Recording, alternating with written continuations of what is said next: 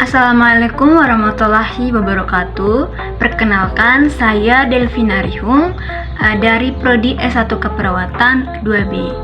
Baik, di sini saya akan menjelaskan materi ilmu biomedik dasar, yaitu tentang sel, jaringan, dan juga anatomi dan fisiologi. Pertama, saya akan menjelaskan tentang sel. Sel adalah unit terkecil dari makhluk hidup yang mampu menjalankan seluruh proses kehidupan. Terdapat dua macam sel, yaitu sel prokariotik dan juga eukariotik.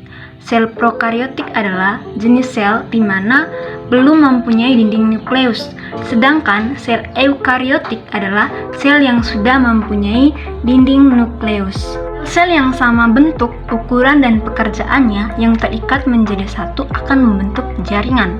Selanjutnya, sekumpulan bermacam-macam jaringan yang mempunyai fungsi khusus membentuk organ. Dari beberapa sistem yang akan membentuk tubuh manusia, masuknya zat-zat yang diperlukan seperti zat makanan, oksigen ke dalam sel, yaitu dengan cara difusi dan osmosis. Anabolisme adalah proses penyusunan senyawa kompleks dari senyawa-senyawa sederhana, sedangkan peristiwa pemecahan zat-zat itu dalam sel atau terjadinya pembakaran dengan perantaran oksigen dengan mendapatkan tenaga dan panas itu disebut katabolisme. Nah, kedua peristiwa itu disebut pertukaran zat atau metabolisme. Selanjutnya adalah organel. Organel merupakan struktur khusus yang memiliki fungsi khusus juga sebagai hasil defisiensi dari protoplasma. Ada beberapa macam organel sel, yaitu inti sel, mitokondria, retikulum endoplasma, ribosom, kompleks Golgi, lisosom, dan nukleus. Di dalam nukleus terdapat nukleolus. Selanjutnya saya akan menjelaskan tentang jaringan. Jaringan adalah kelompok sel yang memiliki struktur dan fungsi yang sama. Jaringan dasar dalam tubuh dibagi menjadi 4 kelompok, yaitu jaringan epitel, jaringan otot atau muskulus, jaringan saraf, dan jaringan ikat. Yang pertama adalah jaringan epitel. Jaringan epitel merupakan kumpulan sel yang menutupi permukaan tubuh, baik bagian dalam maupun bagian luar. Yang kedua yaitu jaringan otot. Jaringan otot adalah jaringan yang memiliki kemampuan untuk berkontraksi sehingga dapat melakukan suatu gerakan. Ada 3 jenis jaringan otot yang memiliki struktur dan fungsi yang berbeda, yaitu otot lurik atau otot rangka, otot polos, dan juga otot jantung. Yang ketiga adalah jaringan saraf.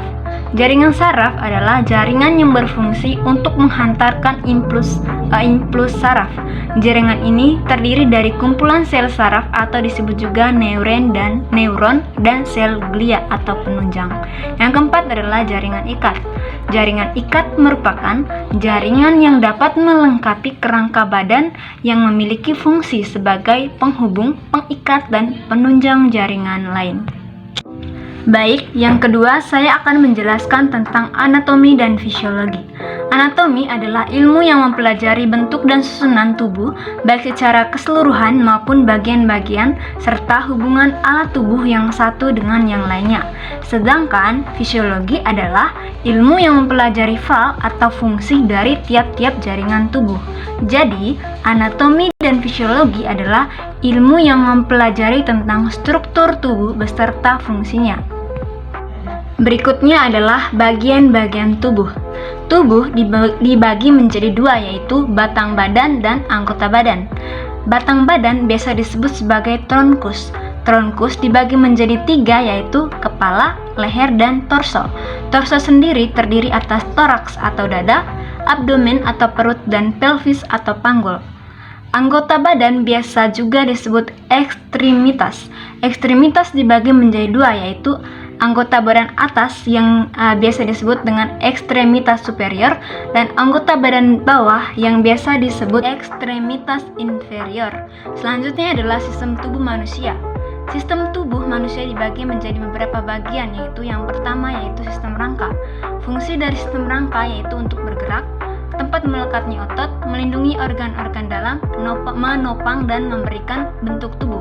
Yang Yang kedua adalah sistem otot. Fungsi dari otot yaitu membantu pergerakan tubuh, aliran darah, dan menjalankan fungsi tubuh lainnya. Otot ini juga berada pada anatomi tubuh manusia bagian belakang. Yang ketiga adalah sistem peredaran darah.